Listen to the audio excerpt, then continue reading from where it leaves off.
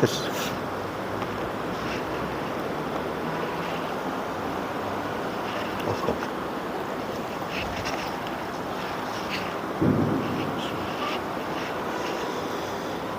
Assalamualaikum warahmatullahi wabarakatuh. Alhamdulillah rabbil alamin. Salatu wassalamu ala asrafil anbiya'i wal mursalin wa ala alihi wa ashabihi ajma'in. Asyhadu an la ilaha illallah wahdahu la syarika lah wa asyhadu anna Muhammadan abduhu wa rasuluh la nabiyya ba'da. Amma ba'du fa ya ibadallah, usikum wa iyaya bitaqallah faqad fazal muttaqun. Qala ta'ala fil Qur'anil Karim, a'udzu billahi minasy syaithanir rajim. Bismillahirrahmanirrahim. Wa ista'azzana rabbukum la in syakartum la azidanakum wa la in kafartum inna azabi lasyadid. Shadaqallahul azim. Hadirin wal hadirat jemaah zuhur rahimakumullah, kembali kita mengucapkan rasa puji dan syukur pada Allah Subhanahu wa taala yang senantiasa melimpahkan rahmat dan karunia-Nya buat kita bersama, sehingga dengan rahmat Allah itu jualah pada hari ini kita telah sempat hadir secara bersama-sama di masjid yang kita cintai ini dalam rangka melaksanakan sholat zuhur secara berjamaah. Mudah-mudahan apa yang kita lakukan ini hendaknya diridhai oleh Allah Subhanahu wa taala. Selawat dan salam disampaikan buat besar Muhammad sallallahu alaihi wasallam, merupakan suri tauladan yang baik bagi kita bersama. Beliau meninggalkan dua pusaka, yaitu Al-Quran dan Sunnahnya. Bagi siapa-siapa yang berpegang teguh pada pusaka yang beliau tinggalkan ini, niscaya akan selamat hidupnya dunia wal akhirat. Jemaah zuhur rahimakumullah, dalam waktu yang terbatas ini ceramah kita dasarkan kepada surat Ibrahim ayat 7, bagaimana yang telah kita baca tadi, yang artinya, ingatlah ketika Tuhanmu memaklumkan, sungguhnya jika kamu bersyukur, niscaya aku akan menambah nikmat-Nya itu kepadamu. Tapi jika kamu mengingkari nikmat-Ku, sungguhnya azab-Ku benar-benar sangat pedih. Maha benar Allah dengan segala firman-Nya. Jemaah zuhur rahimakumullah, berdasarkan ayat ini kita beri judul ceramah zuhur kita, yaitu makna syukur dalam Al-Quran. Banyak manusia stres dalam kegelisahan karena tidak mampu menikmati apa yang diberikan Allah kepadanya. Hal ini dapat terjadi karena kurangnya pemahaman kita terhadap makna syukur atas nikmat Allah. Karena semestinya dia yakin bahwa apa yang diberikan Allah kepadanya adalah hal yang terbaik untuk dirinya, sehingga ia mampu untuk bersyukur. Rasulullah SAW pernah bersabda bahwa orang yang paling bersyukur ialah manusia yang paling qanaah, sedangkan manusia yang paling kufur adalah manusia yang rakus dan tamak. Karena orang yang rakus itu tidak pernah menikmati apa yang sudah ia terima, tapi ia masih terus berangan-angan terhadap apa yang belum ia miliki.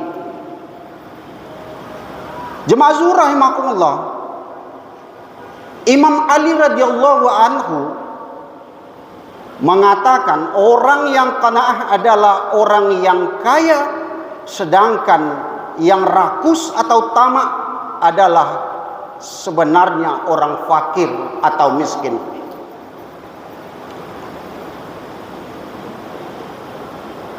Sedang zuhur rahimakumullah, kata syukur dan yang seakar dengannya disebut sebanyak 75 kali dalam Al-Quran. Menariknya, kata Al-Quran juga menyebutkan sejumlah yang sama 75 kali untuk kata bala atau musibah. Sebagian mufasir pernah mengatakan bahwasanya kata syukur dan kata musibah itu saling berdampingan.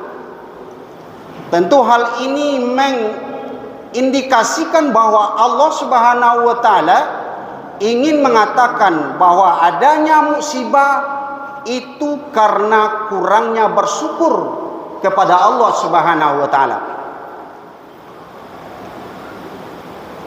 Jemaah zuhur rahimakumullah, itulah ayat yang kita baca tadi.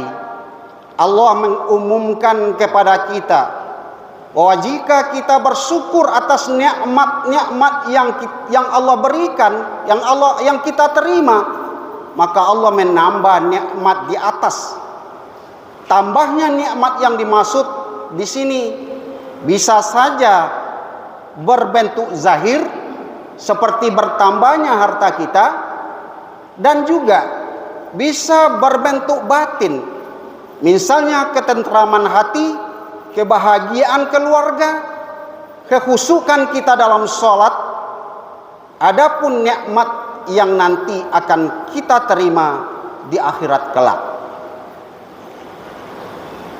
Nah, jemaah zuhur rahimakumullah, kemudian ketika hambanya kufur nikmat, bahasa yang digunakan Allah dalam ayat di atas adalah azabku sangat pedih, kata Allah.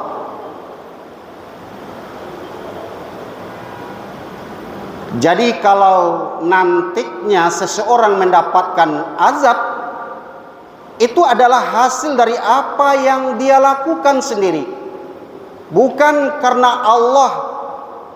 Sebagaimana dengan nikmat, maka azab pun bermacam-macam.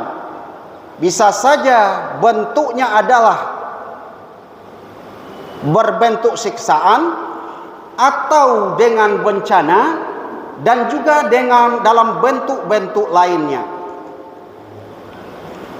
Jemaah zuhur rahimakumullah, taruhlah kita tak punya harta apa-apa, tak ada yang satu pun yang bisa diberikan, maka bentuk syukur yang lain banyak. Taruhlah kita tak punya harta, tak punya rumah, tak punya mobil mewah. Apa yang ada di dalam tubuh kita saja, itu kalau kita nilai dengan uang satu saja contohnya.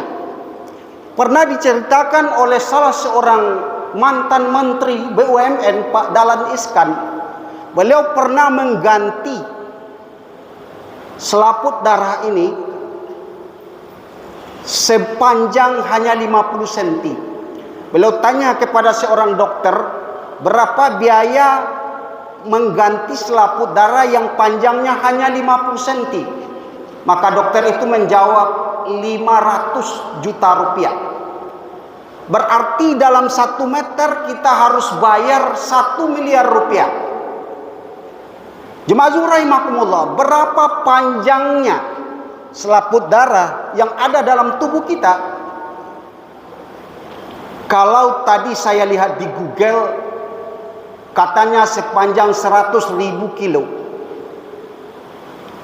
Kalau Pak Dahlan Iskan mengatakan, kata dokter itu katanya sekitar 100 kilometer.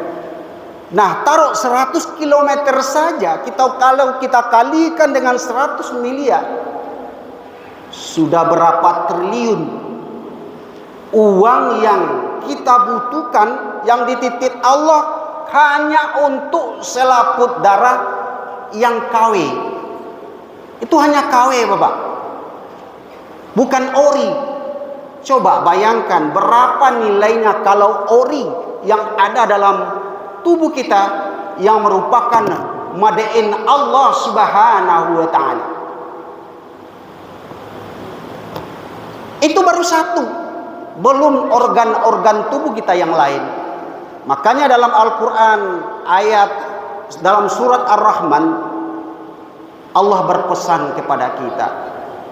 Dari 78 ayat surat Ar-Rahman, 31 mengatakan fabi ayyi ala'i rabbikuma tukadziban.